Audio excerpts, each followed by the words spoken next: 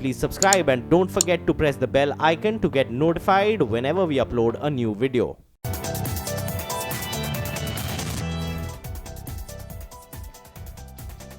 नमस्कार, मैं हूं आशीष वर्मा।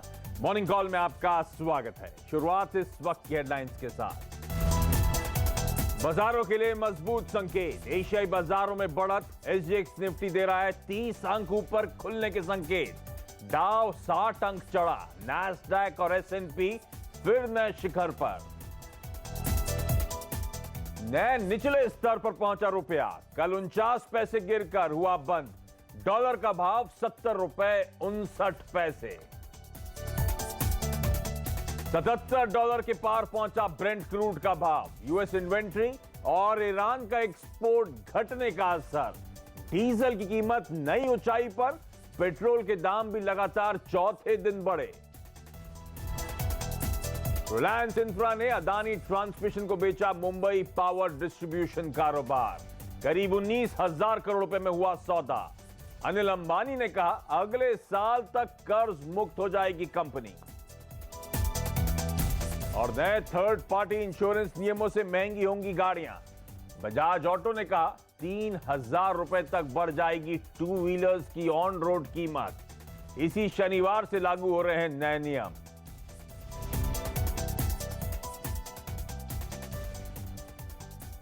गुरुवार की सुबह, जी हां, बेहद इंपॉर्टेंट दिन, क्योंकि आज अगस्त वायदा की एक्सपायरी और एक्सपायरी से ठीक एक दिन पहले कल के सेशन में हमने देखा था कुछ मुनाफा वसूली का दबाव भारतीय बाजारों पे हावी होता हुआ। सेंसेक्स निफ्टी में आधे परसेंट की कमजोरी और निफ्टी 11,700 के कल नीचे जाके बंद होता हुआ नजर आया। लेकिन सबकी नजरें हैं कि आज एक्सपायरी कहां होगी और आज एक्सपायरी का सेशन कैसा रहने वाला है। तो क्विकली संकेत आप लोग की स्क्रीन पर आएंगे। और अमेरिका से अगर संकेत लेने हैं, यूएस मार्केट से संकेत लेने हैं, तो मजबूती के 1/4 से 1% वहां पे बेंचमार्क्स में उछाल था।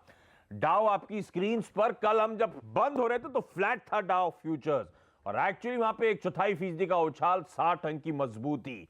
तो मेक्सिको के बाद कनाडा के साथ भी वो डील हो सकती है, वो पैक्ट हो सकता है अमेरिका का। उसके चलते आपने देखा अमेरिकन मार्केट्स में तो उछाल देखने को मिला। लेकिन हमारे लिए दो दिक्कतें हैं।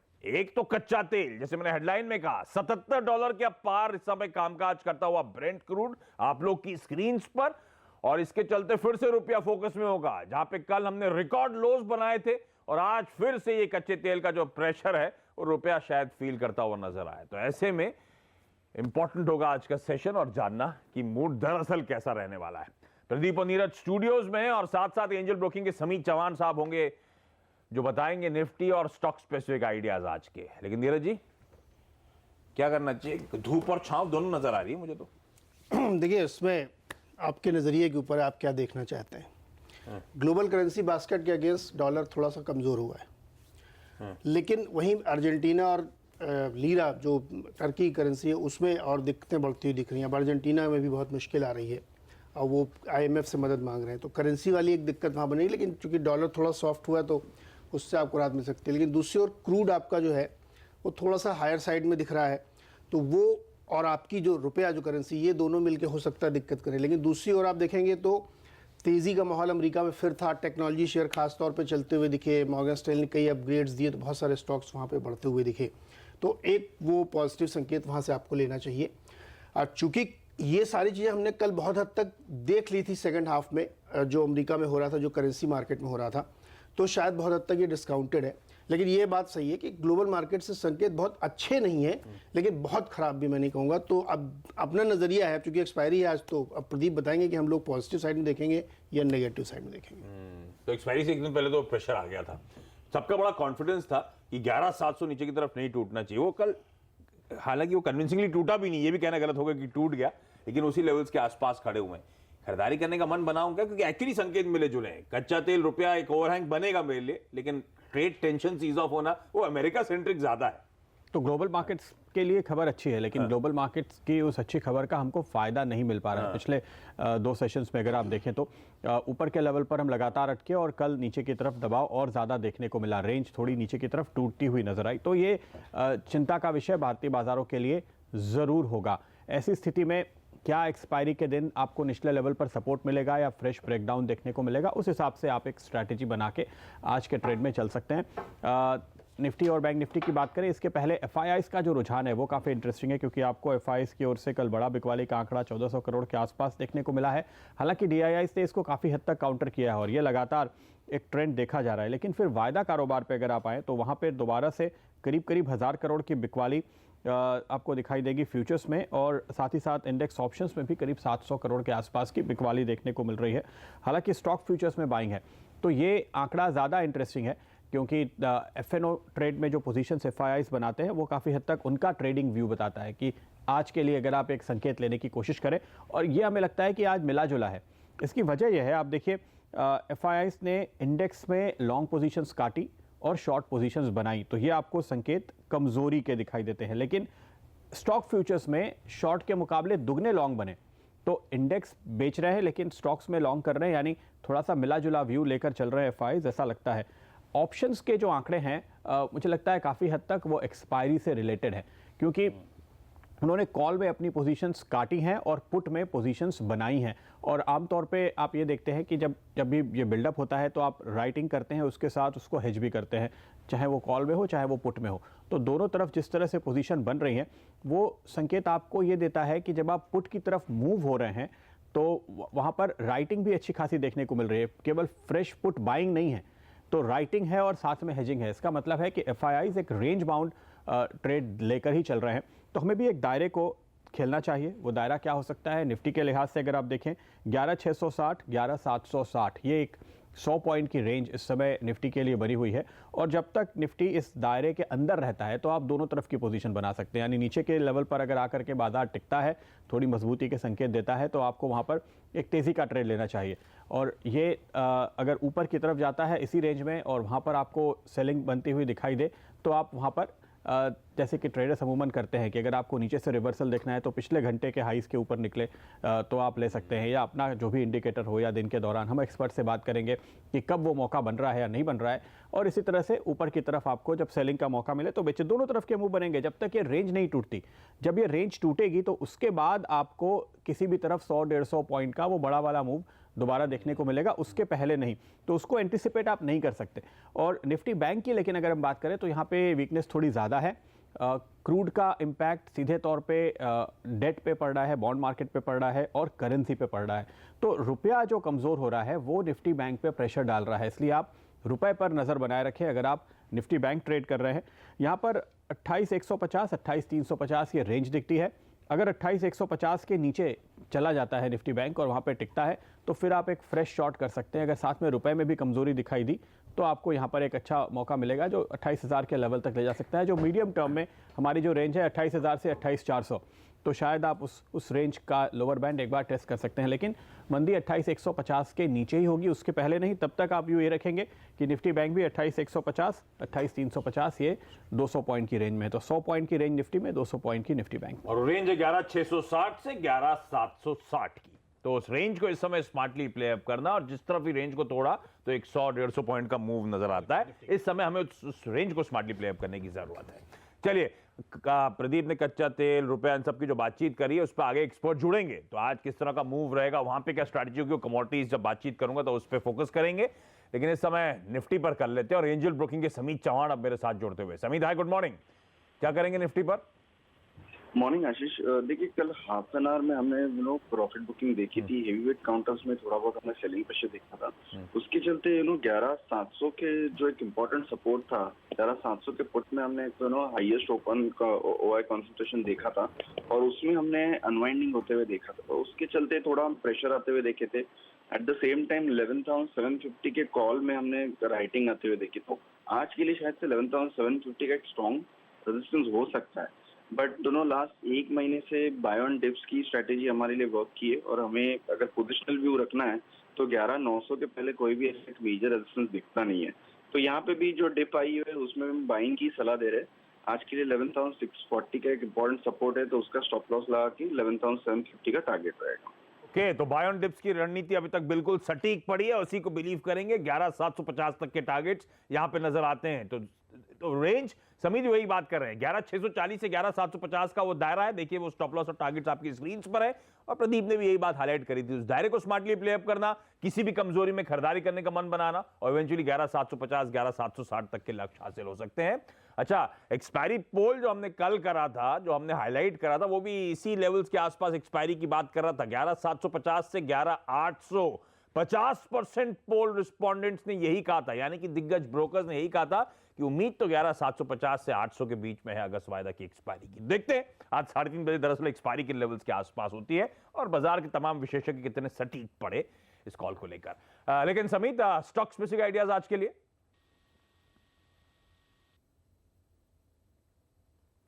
ना, समीत से बात नहीं हो पा रही, तो एक काम करें, समीत के दोनों कॉल स्क्रीन पे लेकर आए, मैं पढ़ देता हूं।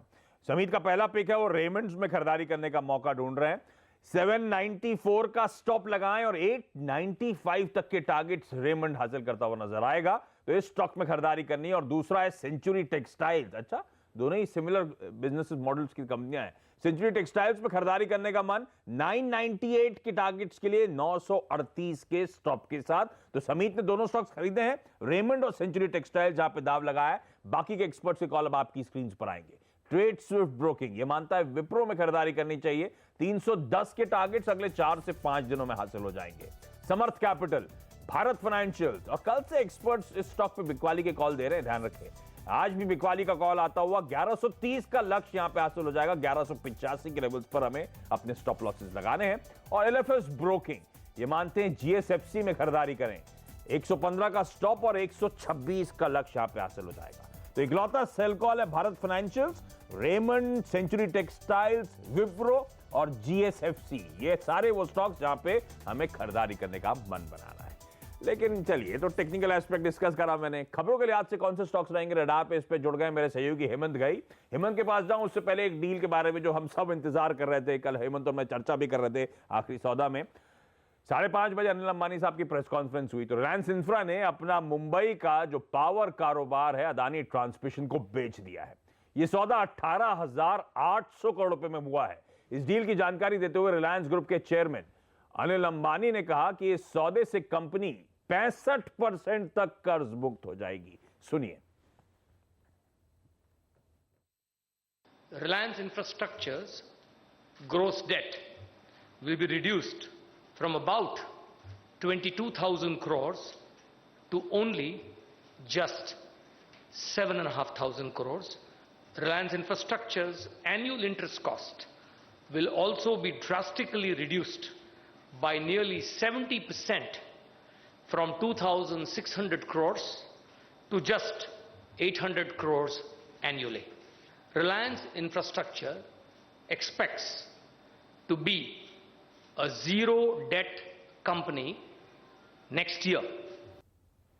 तो अगले साल तक कर्ज मुक्त होती हुई नजर आएगी। इस डील के चलते 65-70% रिलायंस इंफ्रा अपना डेट रिड्यूस करेगी। तो रिलायंस इंफ्रा को रडार पर रखें, बाकी के एडीएजी ग्रुप के स्टॉक्स को रडार पर रखें, अदानी ट्रांसमिशन और बाकी अदानी ग्रुप स्टॉक्स को रडार पर रखें। लेकिन एक बात ध्यान रखें, अदानी ट्रांसमिशन के साथ डील हुई है और खबर यह आई है कि अदानी ट्रांसमिशन एएसएम लिस्ट का हिस्सा बनता हुआ नजर आएगा आज से। अदानी ट्रांसमिशन एएसएम में चला गया है, उसके साथ साथ फाइजर एक और कंपनी जो एएसएम लिस्ट में शुमार होती हुई।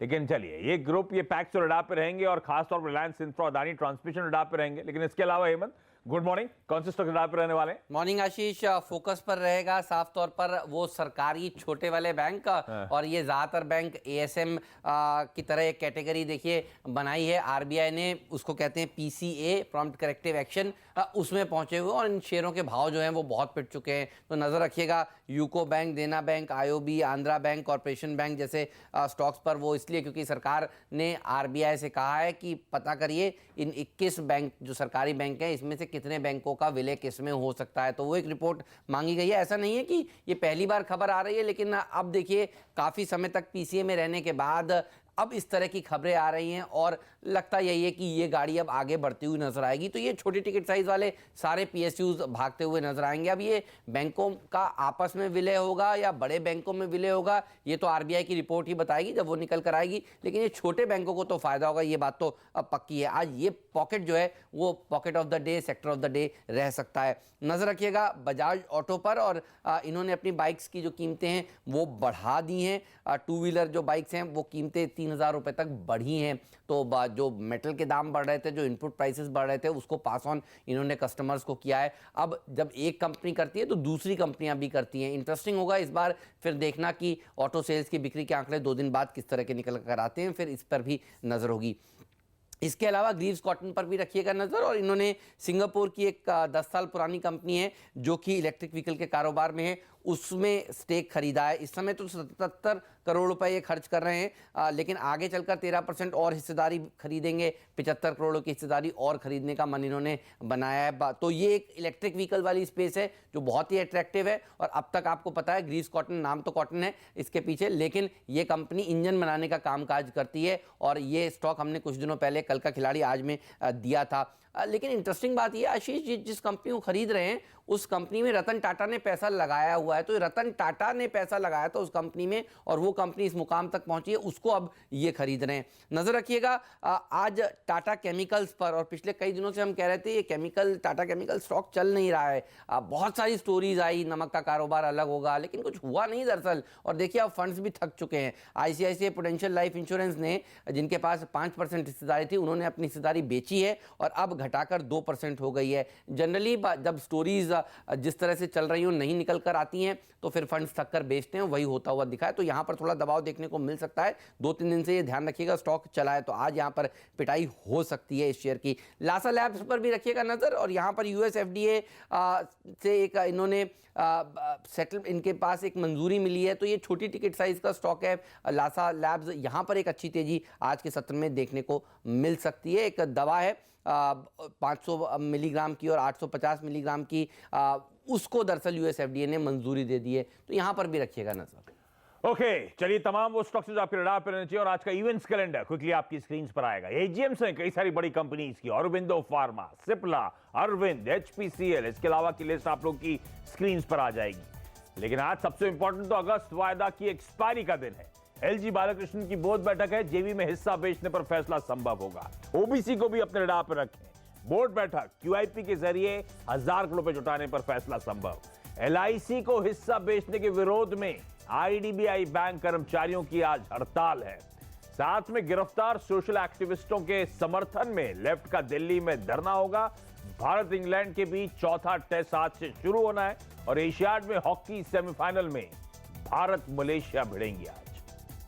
ब्रेक के बाद आपका स्वागत है, और आज की कमोडिटी करेंसी स्ट्रैटेजीज हैं SMC कॉमट्रेड की तरफ से, और रुपया पहले आपकी स्क्रीन पर आएगा। और SMC कॉमट्रेड मानता है कि 70.8 से 71.3 का दायरा हो सकता है, यानी कि कमजोरी और बढ़ने की तैयारी है।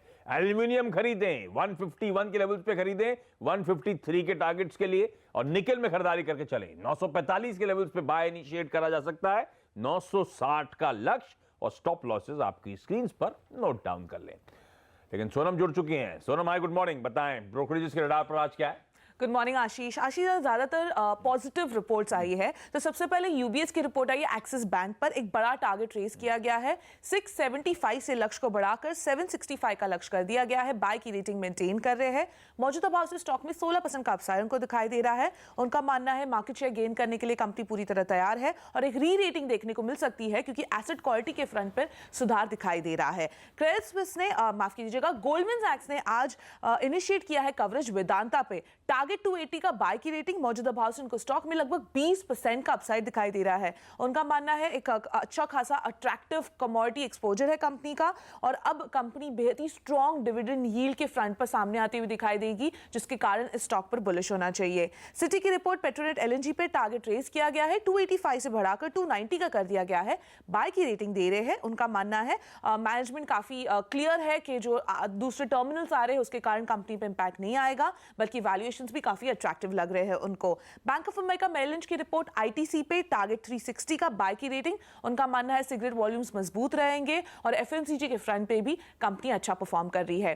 फाइनली सिटी की रिपोर्ट आई है मेरिको पे एक बड़ा टारगेट रेस 370 से सीधा 430 का टारगेट कर दिया गया है। बाय की रेटिंग, मौजूदा भाव उनको स्टॉक में 16% का अपसाइड दिखाई दे रहा है। उनका मानना है कंपनी के मार्जिन्स और रेवेन्यूज बेहद ही मजबूत बने रहेंगे।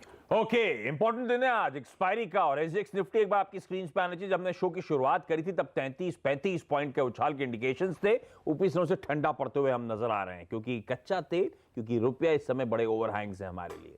लेकिन एक्सपर्ट्स मानते हैं रेंज है 11,660 से 11,760 की। इस रेंज को इस समय स्मार्टली प्ले करें, नीचे खरीदारी और ऊपर बेचने के मौके। चलिए मॉर्निंग कॉल में लेकिन आज के लिए इतना ही। ब्रेक ले रहा हूं, ब्रेक के बाद स्टॉक 2020। नमस्कार।